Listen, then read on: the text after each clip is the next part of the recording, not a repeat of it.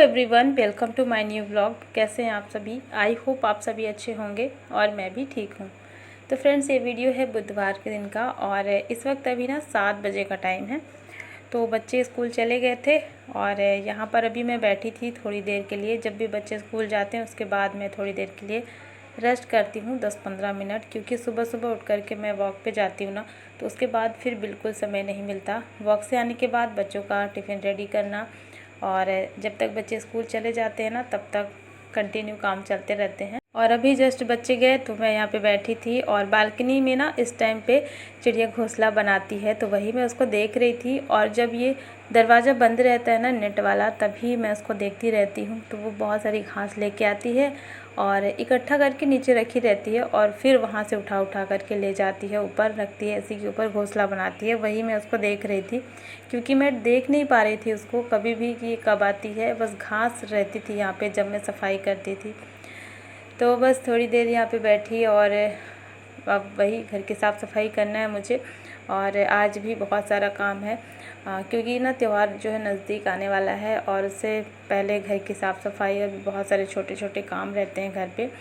तो मेहमान भी आने वाले हैं, तो आज कुछ और मुझे काम करने हैं। मेहमानों के आने से पहले की जो तैयारी होती है, थोड़ी बहुत साफ़ सफाई तो मेरी हो गई है घर की, और बाकी और घर में जो छोटे मोटे और काम रहते हैं एक्स्ट्रा वाले, वो सारे मुझे निपटाने हैं। तो बस अभी यहाँ पे मैं सबसे पहले तो सफाई कर लेती हूँ। सुबह का इस टाइम का जो मेरा रूटीन होता है वो ये सफाई वाला ही होता है। लगभग 7 से लेकर के 8 साढ़े 8 बजे तक में मैं फ्री हो जाती हूँ। तो 7 बजे से 8 बजे तक का जो टाइम है ना, बिल्कुल भी समय नहीं रहता है इस टाइम पे। अगर थोड़ी देर के लिए बैठ जाऊँगी ना तो बहुत ज़्यादा लेट हो जाता है। फिर अगर सुबह लेट हो गया तो फिर पूरा दिन लेट ही होता रहता है हर काम को करने में।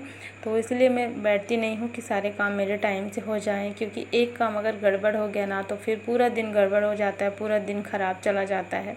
और मैं नहीं चाहती कि मेरा पूरा दिन ख़राब हो। अगर दिन की शुरुआत अच्छी होती है तो फिर दिन अच्छा जाता है। तो बस यहाँ पे सारे घर में पोछा लगा लेते हैं। पहले मैंने झाड़ू लगा लिया है और अब फटाफट से पोछा मार लेते हैं। और यहाँ पर अभी सुबह सुबह से ही मौसम जो है ख़राब हो गया है, तो जब भी बारिश शुरू हो जाती है तो जो भी काम करना होता है तो वो भी ऐसा लगता है कि मैं ना करूँ। बारिश देख कर के ना बिल्कुल भी कोई काम करने का मन नहीं करता। और आज मुझे कपड़े भी धुलने थे, बहुत सारे कपड़े हो गए थे। तो मैं सोच रही थी सबके आने से पहले एक बार सारे कपड़े मैं धुल लेती हूँ। बेडशीट वगैरह थी और भी घर के बहुत सारे कपड़े इकट्ठे हो गए थे। लेकिन जब भी कपड़े धुलना हो तो अगर बारिश हो जाए तो बिल्कुल भी फिर मन नहीं करता कि मैं कपड़े धुलूँ। तो बस यहाँ पे अभी तो मैं देखती हूँ, क्योंकि मौसम का क्या है, मौसम तो वैसे भी देखते ही देखते बदल जाता है। कभी सुबह बारिश होगी तो फिर शाम के टाइम पे धूप रहती है, या फिर अगर सुबह में धूप रहती है तो फिर दोपहर के टाइम पे बारिश होती है। तो ऐसे ही रहता है मौसम, दिन में सुबह कुछ और शाम के टाइम पे कुछ और रहता है। तो जैसा भी मौसम होगा उस हिसाब से मैं काम करूँगी। वैसे भी आज मुझे कपड़े धुलने ही थे, क्योंकि फिर सब लोग आ जाएंगे ना, तो ये सारे काम के लिए फिर मुझे बिल्कुल भी समय नहीं मिलेगा। तो फिर मुझे लगा कि मैं मशीन लगा देती हूँ। जो भी इम्पोर्टेंट वाले कपड़े हैं ना, जो जैसे कि बेडशीट वगैरह जो मैं निकाली थी ना, वो सब इसी में मैं डाल करके रख देती हूँ। तो ये इसमें डली हुई थी, तो बेडशीट तो धुलना ही था, वो बहुत ज़्यादा ज़रूरी है। तो फिर मैंने सोचा मैं मशीन लगा देती हूँ। बाकी देखते हैं जैसा भी होगा। अगर मौसम ख़राब रहेगा तो और कपड़े फिर मैं नहीं धुलूँगी, और अगर मौसम अच्छा रहेगा तो फिर मैं एक्स्ट्रा और कपड़े इसमें डाल दूँगी। तो मशीन लगा देते हैं ना तो काम फिर जल्दी हो जाएगा। मैं बाद में कपड़े धुलती रहूँगी, तो ये आज अगर नहीं भी सूखेगा तो कल सूख जाएगा। तो यहाँ पे सारे कपड़े मैंने डाल दिए थे, और जो थोड़े बहुत और एक्स्ट्रा वाले होते हैं उनमें से टॉवल वगैरह सब ढूंढ करके ले आई हूँ और सारे कपड़े मैं डाल देती हूँ मशीन में। तो ये अभी मैं नहीं धुलूँगी, सिर्फ ये मशीन में मैंने डाले हैं। बाकी जो भी इसको धुलने का काम होता है ना, वो बाद में होगा। अभी फ़िलहाल मुझे नहा करके और फिर नाश्ता बनाना है। हस्बैंड के ऑफिस जाने का हो गया है टाइम, तो कपड़े अभी मैंने नहीं धुले हैं। यहाँ पर नाश्ता वगैरह हमारा हो चुका था। इसके बाद फिर मैं आ गई थी यहाँ पे थोड़ा सा रेडी होने के लिए, और मैं और सासू माँ हम दोनों लोग रेडी हो रहे हैं, क्योंकि हमें कहीं जाना है।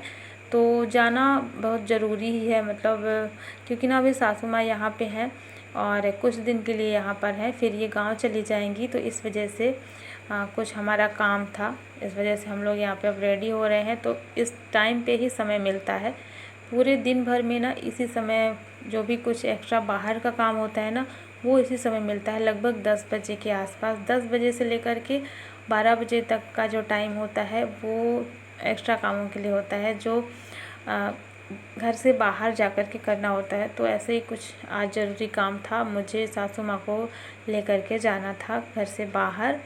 तो इस टाइम पे भी बच्चे भी नहीं हैं, बच्चे आएंगे थोड़ा लेट से। तो फटाफट से मैं रेडी हो जाती हूँ, सासू माँ भी, और हम दोनों लोग अब चलते हैं। और बाहर अभी भी बारिश हो ही रही थी, लेकिन ज़रूरी है काम तो मुझे जाना ही पड़ेगा, वरना घर से नहीं निकलते ऐसे टाइम पे कि बारिश हो रही है।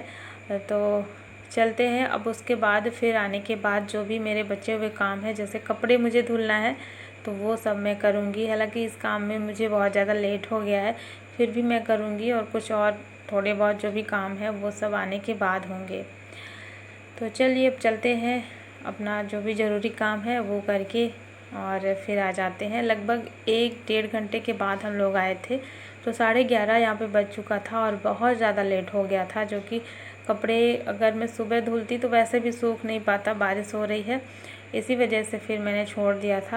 तो आने के बाद फिर मैं लग गई थी कपड़े धुलने में, और बारिश जो है हल्की हल्की सी तो हो ही रही थी, लेकिन अभी इस टाइम पे बिल्कुल बंद हो गई थी। तो सारे कपड़े धुल करके मैं डाल देती हूँ ताकि ये समय पे सूख जाएं। तो बस यहाँ पे अब कपड़े डाल देती हूँ। और अभी मुझे लंच भी बनाना है, तो लंच बनाने का भी मेरा काम होता रहता है, साथ ही साथ बाकी और जो काम है वो भी होते रहते हैं। दोनों काम साथ में चलता रहता है तो आसानी रहती है। और इधर अब सारे कपड़े डाल देते हैं। और कपड़े आज इतने ज़्यादा हो गए थे ना, बहुत सारे कपड़े हो गए थे देखते ही देखते, क्योंकि जब मशीन लगाती हूँ उस दिन कपड़े बहुत ज़्यादा निकल आते हैं, पता ही नहीं चलता कैसे कहाँ से आ गए। लेकिन जिस दिन मशीन लगाती हूँ उस दिन ज़्यादा कपड़े निकल आते हैं। इसी वजह से मैं मशीन जल्दी नहीं लगाती हूँ, बहुत कम, लगभग 10-15 दिन हो जाता है तब मैं एक बार सोचती हूँ कि हाँ मशीन लगा दूँ, वरना मैं ज़्यादातर कपड़े हाथ से धुलती हूँ। लेकिन जब बेडशीट वगैरह होती है, बेडशीट और जो भारी वाले कपड़े होते हैं उनको मैं मशीन में ही धुलती हूँ, हाथ से नहीं धुलती हूँ। तो बस यहाँ पे सारे कपड़े डालने के बाद अब मैं आ गई थी किचन में, और लंच मेरा बन रहा था। थोड़ा बहुत जो भी काम था वो सारा कुछ हो गया है, इसके बाद लंच वगैरह हुआ, बस वही जो रोज़ का काम होता है। और फिर मैं अभी मिल रही हूँ शाम के टाइम पे। तो अभी शाम के लगभग 6 बजे हुए हैं और रात के खाने की तैयारी हो रही थी।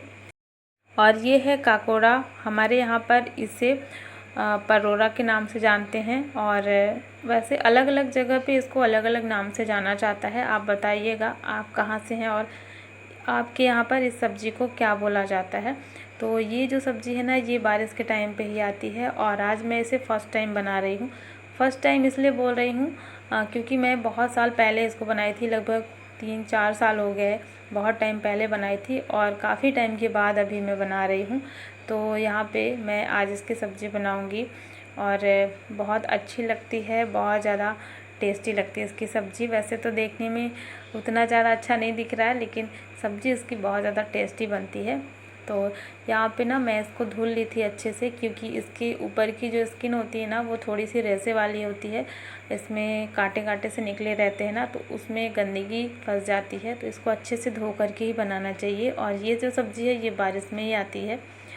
तो इसको मैंने अच्छे से धुल लिया है, और धुलने के बाद अब इसको कट कर लेंगे। तो कुछ इस तरीके से जैसे हम आलू काटते हैं ना, आलू की भुजिया बनाते हैं, बिल्कुल वैसे इसको बीच से कट करना है, और फिर इसके पतले पतले पीसेस, छोटे छोटे पीस कर लेना है। तो इस तरीके से मैंने ये ककोड़ा को छोटे छोटे पीस में काट लिया है। और इधर अब मैंने कुछ तैयारियां की हैं मसाले की। तो मसाले बनाने के लिए मैंने यहाँ पे 2 प्याज लिया है, और 5 से 6 कली लहसुन की, हरी मिर्च है, और टमाटर है। तो ये रहेगा मसाला, मैं मसाला इसका पीसूँगी। तो ये सारी चीज़ें मैं एक साथ ही पीस करके रख लूँगी। और यहाँ पे मैंने कढ़ाई में ऑयल गरम कर लिया है। ऑयल थोड़ा सा ज़्यादा लेंगे क्योंकि हम इस सब्ज़ी को फ्राई करने वाले हैं। तो जैसे हम नॉर्मली सब्ज़ी में ऑयल यूज़ करते हैं ना, जितना, उससे थोड़ा सा ज़्यादा लेना है, 2-3 चम्मच लगभग। तो यहाँ पे ऑयल जैसे गर्म हो जाएगा तो ये ककोड़ा डाल देंगे कटे हुए, और इसको फ्राई कर लेंगे। गैस की फ्लेम को तेज़ ही रखना है ताकि ये कुरकुरा हो जाए, क्रिस्पी हो जाए तो ये अच्छा लगेगा। और जैसे ही इसका थोड़ा सा कलर चेंज हो जाए, ये क्रिस्पी हो जाए, इसको निकाल लेना है। फिर वापस से फिर से इसमें ऑयल डाल देंगे और इसमें जीरा मेथी से तड़का लगाएंगे। और इसके बाद इसमें डाल देंगे ये पिसे हुए मसाले जो हमने पीस करके रखे हुए थे। लहसुन, हरी मिर्च, प्याज और टमाटर को मैंने एक साथ ही पीस लिया था, तो इसमें डाल देंगे। और साथ ही कुछ सूखे मसाले डाल देंगे इसमें। तो यहाँ पे मैं गरम मसाला जो बनाई थी वो डाल दे रही हूँ, 2 चम्मच। हल्दी पाउडर और नमक डाल देंगे। और बस ये सारे मसाले हम इसी तरीके से चलाते हुए पका लेंगे। जब मसाले से ऑयल निकलने लग जाए ना, तो समझ जाएंगे मसाला पक गया है। और इसके बाद इसमें ये फ्राई किए हुए ककोड़ा डाल देंगे और इसके बाद इसको लगभग 1 मिनट तक के लिए चलाएंगे। फिर इसमें डाल देंगे गर्म पानी। तो पानी मैंने यहाँ पे बहुत ज़्यादा नहीं डाला है, लगभग 1 गिलास पानी डाल दिया है। थोड़ी सी ग्रेवी मैंने इसमें रखा हुआ है, तो यहाँ पे थोड़ा सा ही पानी का यूज़ करेंगे। और देखिए इस तरीके से बन गई है सब्ज़ी। गर्म पानी मैंने इसमें डाला था तो सब्ज़ी मेरी जल्दी बन गई है। बस ये जैसे ही उबलना स्टार्ट हुआ, इसको मैंने 2 मिनट के लिए धीमी आंच में पकने दिया है और ककोड़ा की सब्ज़ी बन चुकी है। और आप चाहें तो इसमें आलू डाल करके भी बना सकते हैं। तो बस यहाँ पे सब्ज़ी मेरी बन गई है और आज मैं बना रही हूँ साबूदाना की खीर। तो ये साबूदाना की खीर ना सासू माँ को बहुत ज़्यादा पसंद है। और वैसे तो जब से वो आई हैं तब से मैं कई बार खीर बना चुकी हूँ। तो कभी सेवइयाँ और कभी चावल की खीर बनाई थी, लेकिन साबूदाने की खीर नहीं बनाई थी। और साबूदाना वाली खीर उनको बहुत ज़्यादा पसंद भी है, तो आज मैं बनाऊँगी। और यहाँ पे मैंने लगभग 1 कटोरी साबूदाना ले लिया है। इसको हम देसी घी में भून लेंगे थोड़ी देर के लिए। तो ये जैसे ही चटक जाएगा ना, तब तक इसको भूनेंगे। तो ये साबूदाने के छोटे वाले दाने हैं और जो खीर है ना, छोटे दाने की अच्छी लगती है। तो बस यहाँ पे साबूदाना को हम भून लेंगे। और साइड में मैंने रख दिया है इंडक्शन में दूध गर्म होने के लिए। तो ये दूध ना 2 दिन का बच गया था, काफ़ी ज़्यादा था। और जब भी घर में दूध बच जाता है ना, तो मैं इसकी खीर बना लेती हूँ और खीर सबको पसंद भी है मेरे घर में। तो यहाँ पे जैसे दूध बॉयल हो गया है अच्छे से, तो इसमें डाल देंगे ये भुने हुए साबूदाना और फिर इसको चलाते रहेंगे। तो साबूदाना की जो खीर है ना, बहुत जल्दी बन जाती है, बहुत ही जल्दी। और जब खीर पक जाएगी, सबसे लास्ट में मैं इसमें चीनी ऐड कर दूँगी। और इसमें ड्राई फ्रूट्स वगैरह मैंने कुछ भी नहीं डाला है, सिंपल तरीके से मैंने बनाया है साबूदाने की खीर। तो वो भी बन गया है। और इधर साइड अब बना लेते हैं गर्मा गर्म रोटियाँ। और बच्चे ना सब्ज़ी देख कर के बहुत ज़्यादा एक्साइटेड थे कि मम्मा बहुत ज़्यादा टेस्टी दिख रही है, तो मुझे ना पराठे खाना है इस सब्ज़ी के साथ में। तो इसीलिए मैं यहाँ पे पराठे बना रही हूँ बच्चों के लिए। बाकी सभी के लिए मैं रोटियाँ बनाऊँगी।